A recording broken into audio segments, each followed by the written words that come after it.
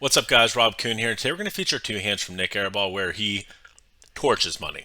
That's the only way to put it. He absolutely torches money in these hands, and I'm going to explain why you shouldn't be doing the actions that he takes in these hands. Stay tuned to both hands. They're both amazing.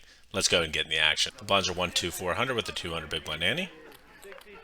And action folds around to Stanley, who makes it 1,200. $50,000. Do the math, and you realize he is down heaps. Stanley going to call out of the button. William Thompson says, Chuck, how many drinks? Nik Airball, emphasis on airball, decides to 3-bet 7-3 suited, which is just not necessary. If you want to 3-bet some suited hands, such as 6-5 suited, 6-7 suited, stuff like that, that's a little bit more reasonable as they have playability at, really deep stacks as they are. They're playing, something like 800 big blinds effective. 7-3 suited really has no playability. Not sure what you're doing here. Drinks you in. Just 2 Guinness. May the most handsome man win. I have had a many more degenerate St. Patrick days. This is very, very tame. Tragedy. And Guinness is like, again, it's like 4%. There's barely even alcohol in that thing. Nik Airball bets 6,000 around half pot on a flop, and really he should probably just be giving this up because he shouldn't be in the hand. He really has no playability besides having a backdoor flush draw. Doesn't even have a backdoor straight draw, but I guess C-bet's fine, sure.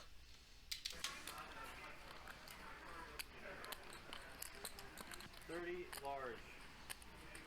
Wow, Stanley really being put to the test here. Airball has nothing. He is drawing stone cold dead, but he has just bet 30,000 into 25. This is a play that certainly wasn't working 3 hours ago, but does it work here? Maybe not today. Maybe today you're more handsome.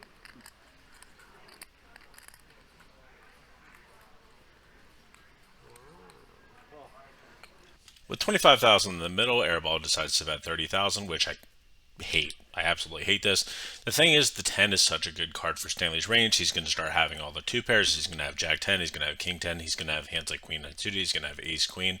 Yes, it is possible for Nik Airball to have these hands, but he doesn't have any blockers to any of these hands. Sure, if he had a hand like, let's say, Queen 7 suited that he decided to 3-bet, yes, he can do it. At least he has open-ended. He can hit the nuts on the river, or at least potentially bluff by having the blockers. But he has 7 high. Am I missing something? He has 7 high on a turn that is very favorable for the in-position player's range. Stanley has no other option here besides call. Yes, you can think about it for a little bit, but blocking sets, blocking 2 pairs, and blocking straights, this is just definitely a call.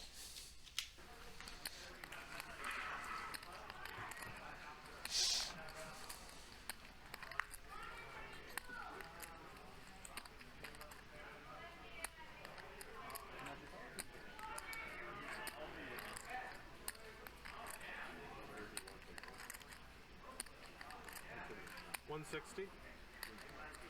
Wow. He bets 30 into 25 on the turn, and he bets 160 into 80. With 85,000 in the middle, Nik Airball decides to bet 160,000. Now, this is a very, very polarizing bet because I don't think you're going to bet a hand such as pocket aces to this size. So really, you're saying you have a boat or a straight, and it's very, very hard to have that, especially when Stanley has ace jack in his hand. However, this is not an easy spot for ace jack. I mean, it's a pretty tough spot for any hand, really. Your ideal bluff catcher would be something like king queen, potentially a queen jack type of hand. At least that way you block the straights. But this isn't easy. Somebody bets 160,000. It's just a tough spot. It's a lot of money. It's very tough. They're stuck big, and you would think, will they keep on bluffing? At this point he's stuck like 500,000. Will he keep bluffing? That's always the question you have to ask yourself at the table. And apparently Nik Airball lives up to the name and keeps bluffing. Let's see what Stanley does. On the river.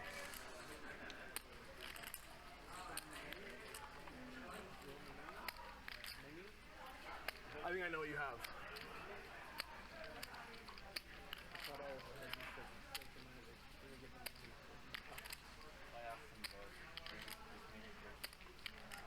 Can Stanley make this call? I mean, this is hard. 3-bet pot. Airball is fired, fired, fired. Is he really betting 160 into 80 on the river? Don't forget, chicken live longer.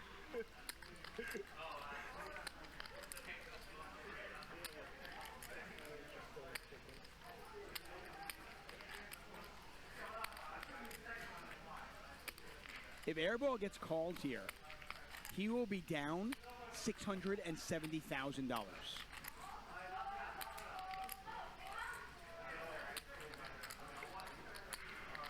That's how big this pot is right now. Nearly $250,000 in there, and it's 160 to call.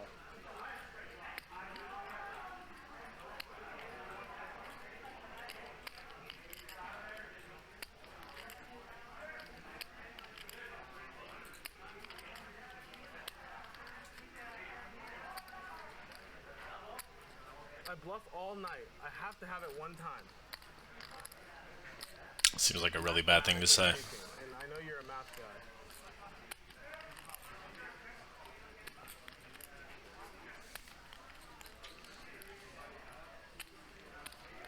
Just something to keep in mind.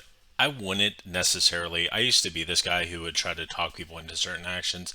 It's really hard. Sometimes your subconscious comes out, and when he says, I bluff all night, I have to have it sometimes, it almost seems like a plea to me, like, please fold. But, you know, perhaps he's balancing these situations and he's going to have it. Of course, he does talk a lot, so sometimes he's going to have it and talk someone into calling. However, you got to be balancing these spots. And if you start making too many mistakes by talking too much and talking players into doing certain actions, especially when you bluff a lot, you're probably going to start getting called quite light. Again, Airball 3-bet pre. He bet 30,000 into 25,000 on the turn, and here he just bet 160 into 80.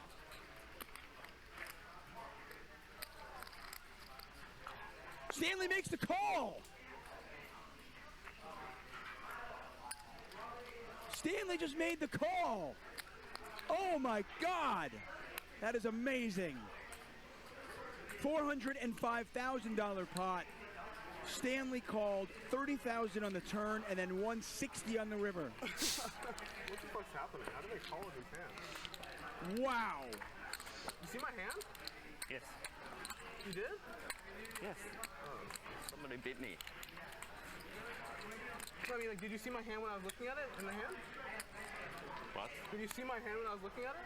I don't know. Of course not.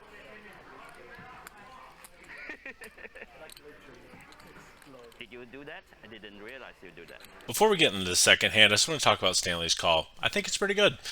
He blocks boats, he blocks straights. There's not a lot to be said. A guy bluffs every single hand. If he can have 7-3 suited in his range, he can have a lot of hands in his range. He's going to be over bluffing. Thus, you can call. It's completely reasonable. In the second hand, we're about to see some more chaos from Nik Airball. Let's go ahead and see what happens. The blinds are 1, 2, 400. 10, 15. And Mike X makes it 1200. In like a 25. Rampage just calls. And now, you know, it's just... Rampage. And Nik Airball, Airball's consistent. I mean, 3 bets. 10-4 offsuit. Sometimes he chooses the 8 deuce offsuit to be his 3-betting aggressive hand. Tonight it's clearly the 10-4 offsuit hand. The Rampage, who only flatted the original raise, has ace queen in position. And he's gonna. Rampage goes for the call after the 3-bet to 7,200 by 10-4. You're not reading your screen wrong. He does have 10-4 offsuit. They are playing 800 big blinds deep. Guys, look. There's street poker, and then there's good poker. Then there's awful poker. I don't even know what this is. This is unbelievably bad. Don't do this. Don't try to mimic someone's play style by just playing mindlessly aggressive. 3-betting with 10-4 off is just stupid. Like, that's the only way to put it. It's just stupid. As for Rampage's call, there's no reason to back raise. Simply just call. You beat hands like 10-4. Let's see a flop. Call. So this pot already $16,100. One guy's got 10-4 offsuit. One guy's got ace high. A bunch of nothing for both players. Airball goes 6,000. Don't be sweating.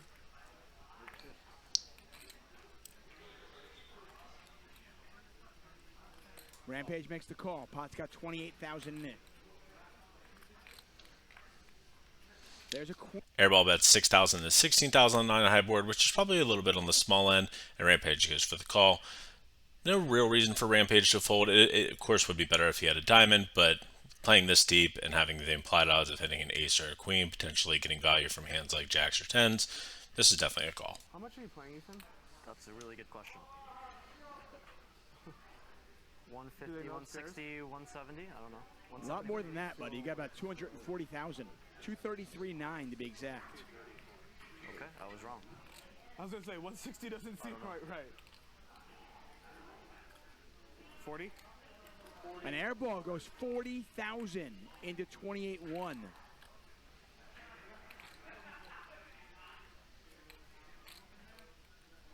What's good for the goose? This time Rampage's got ace-queen on a queen-high board. Can't imagine him folding just yet, but this is a big bet. If he calls this,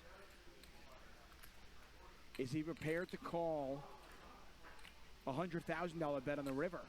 Maybe. There's the call. With 28,000 in the middle, Nik Airball decides to bet 40,000, which is kind of interesting. He doesn't really represent a whole lot. I don't think a hand like aces or kings would really want to overbet. This is actually a very scary card because Rampage can have all pocket nines, pocket eights, pocket deuces, and jacks unsuited.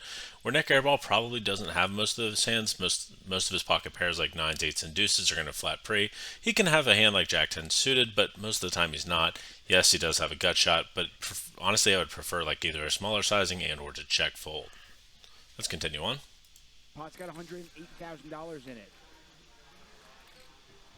Airball looking for a jack. That is not a jack. It's the 9 of hearts. Another 6-figure pot between these two gentlemen. And again, it looks like it might be Rampage's pot to win. Can Airball get him to fold?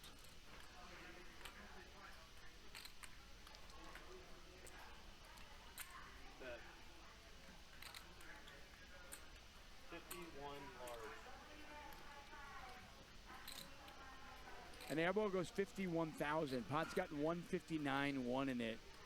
I just don't see a scenario where Rampage is folding, getting 3-1. With 108,000 in the middle, Nik Airball decides to bet 51,000, and this really doesn't make a lot of sense to me. Rampage is most certainly going to have a lot more 9x in his range. He's going to have hands like 9-10 suited, jack-9 suited. He's of course going to have all the boats and all the straights, where Nik Airball really isn't going to have that many hands. If you have a hand like aces, kings, or maybe even an ace-queen type of hand, you're probably going to want to check and then decide, perhaps let Rampage bluff a missed draw, such as 6-7 suited or diamonds. But this really doesn't make a whole lot of sense, as I'm not really sure what he's trying to represent here.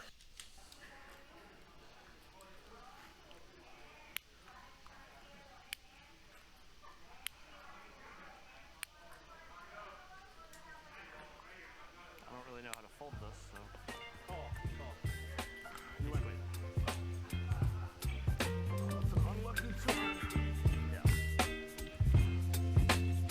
Not too unlucky of a turn, he probably shouldn't have been in the hand. Rampage wins another hand and ends up booking the biggest win of his life, winning around, I think, 550,000. Hopefully you guys like this analysis. Much love. Baby, you give me ice and fire. You're giving me wind and rain. You're some kind of butterfly. Baby, you give me midnight. You whip up my appetite.